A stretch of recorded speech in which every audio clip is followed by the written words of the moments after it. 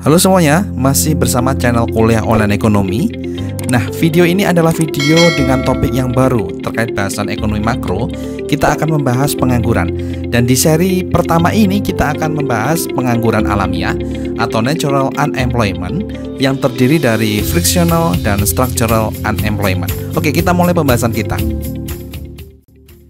Oke, nah ini review ya. Jadi telah kita bahas di video sebelumnya sebenarnya bahwa pengangguran bisa kita kelompokkan menjadi 3, gitu ya. Pengangguran friksional atau frictional unemployment, pengangguran struktural atau structural unemployment, dan pengangguran siklis, cyclical unemployment. Oke, frictional unemployment ini adalah pengangguran yang sifatnya sementara. Oke. Kenapa sifatnya sementara? Karena ini berlaku untuk orang yang baru mencari pekerjaan gitu ya. Misalnya baru lulus kuliah atau orang yang habis dipecat sehingga dia sedang mencari pekerjaan gitu ya. Jadi mereka sedang mencari kesesuaian atau match antara skill mereka dengan yang dibutuhkan perusahaan. Jadi ini sifatnya sementara gitu ya. Sementara mereka mencari pekerjaan hingga nanti akhirnya memperoleh pekerjaan. Itu adalah frictional unemployment. Kalau structural unemployment itu apa? Kalau pengangguran struktural ini adalah pengangguran yang sifatnya lebih permanen gitu ya. Sifatnya lebih permanen, ada gitu ya.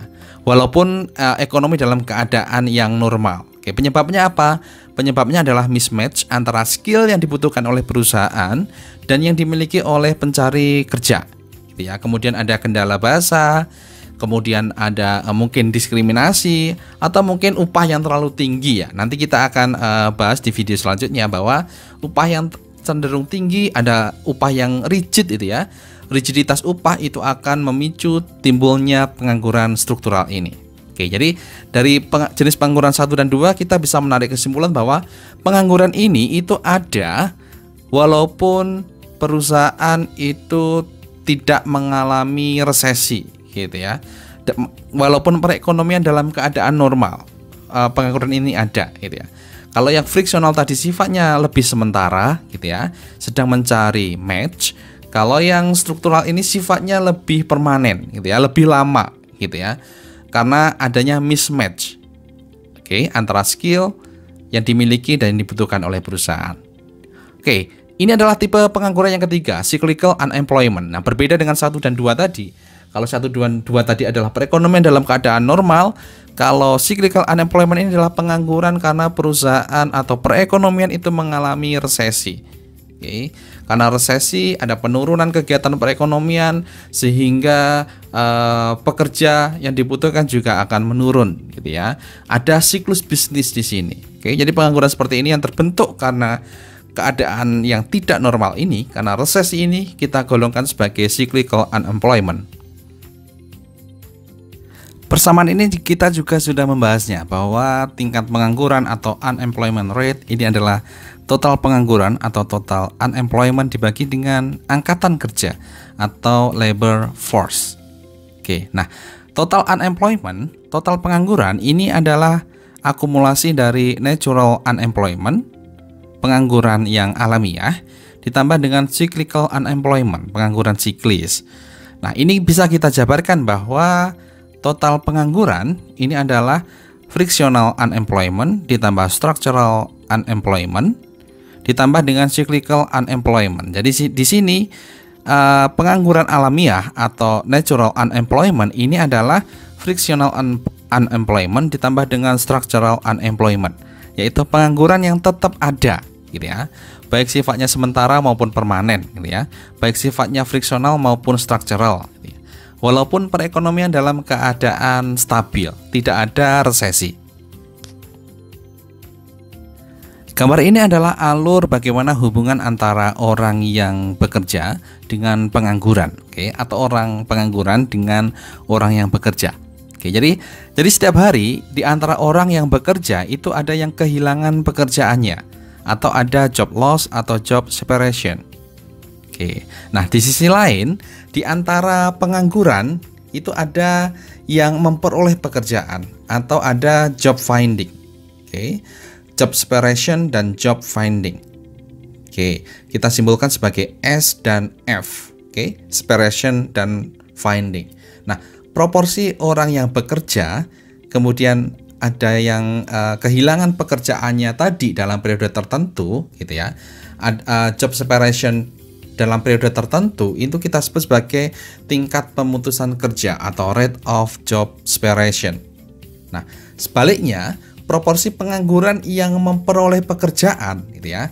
Dari pengangguran ada yang memperoleh pekerjaan, itu kita sebut sebagai tingkat perolehan pekerjaan atau rate of job finding. Oke, nah job separation dan job finding ini secara akumulasi ini akan memengaruhi tingkat pengangguran alamiah atau natural unemployment. Hubungan antara job separation dan job finding tadi yang memengaruhi pengangguran alamiah itu bisa mencapai keadaan yang kita sebut sebagai steady state. Nah, saat tingkat pengangguran dalam keadaan yang ajek, gitu ya, dalam keadaan steady state dalam periode tertentu, itu berarti orang yang kehilangan pekerjaan itu jumlahnya sama dengan orang yang memperoleh pekerjaan. Oke, jadi perubahannya 0, gitu ya. Orang yang kehilangan pekerjaan sama dengan orang yang memperoleh pekerjaan. Oke. Orang yang kehilangan pekerjaan itu berarti S job separation tadi dikalikan dengan employment, dikalikan dengan E, gitu ya. Jadi S adalah job separation, E adalah employment, gitu ya. Ini sama dengan orang yang memperoleh pekerjaan atau F dikalikan dengan U. Rate of job finding dikalikan dengan unemployment, oke, dikalikan dengan U, gitu ya. Jadi keadaan steady state hubungannya seperti ini. Sekali lagi, orang yang kehilangan pekerjaan itu jumlahnya sama dengan orang yang memperoleh pekerjaan. Orang yang kehilangan pekerjaan berarti rate of job separation dikalikan dengan employment, S dikalikan dengan E, dan orang yang memperoleh pekerjaan itu berarti rate of job finding, F dikalikan dengan unemployment, U. Oke, kita jabarkan lagi persamaan tadi. Oke, sekali lagi, orang yang kehilangan pekerjaan, S dikalikan dengan E, sama dengan orang yang memperoleh pekerjaan, F dikalikan dengan U. Oke, E, employment, itu berarti jumlah pekerja, labor force, oke, jumlah angkatan kerja, dikurangi dengan U, dikurangi dengan unemployment. Oke, jadi kita bisa jabarkan bahwa S dikalikan dengan L min U sama dengan F dikalikan dengan U. Oke, kita jabarkan seperti ini. Oke, SL sama dengan SU dikalikan dengan FU. U kita kumpulkan, SL sama dengan U dikalikan dengan S ditambah F, maka U per L, gitu ya, atau tingkat pengangguran, karena ini unemployment dibagi dengan labor force, gitu ya. Tingkat pengangguran, atau lebih spesifiknya sebenarnya adalah tingkat pengangguran alamiah, gitu ya. Ini sama dengan S dibagi dengan S ditambah F. Oke, jadi kita dalam keadaan steady state mempunyai persamaan seperti ini. Nah, dari persamaan ini, maka pemerintah, dari sisi pemerintah, kebijakan untuk mengurangi tingkat pengangguran alamiah, gitu ya. Pengurangan U dibagi dengan L itu harus berarti mengurangi S atau mengurangi tingkat pemutusan kerja atau menambah F. Apa itu menambah F? Berarti meningkatkan tingkat perolehan pekerjaan, job finding tadi. Oke, contoh soalnya seperti ini. Misalnya pasar tenaga kerja di sebuah negara keadaannya dalam keadaan steady state. Oke, kemudian setiap bulan itu ada 1% pekerja yang di PHK. Nah, di sisi lain itu ada 19% pencari pekerjaan itu yang memperoleh pekerjaan atau di hire, gitu ya. Maka di sini jika keadaan steady state kita bisa menentukan berapa tingkat penganggurannya. Oke, kita masukkan ke persamaan tadi bahwa U per L sama dengan S rate of job separation dibagi dengan S ditambah F. F di sini adalah rate of job finding. Maka U per L atau tingkat penganggurannya itu adalah 0,01 dibagi dengan 0,01 ditambah 0,19, 5%.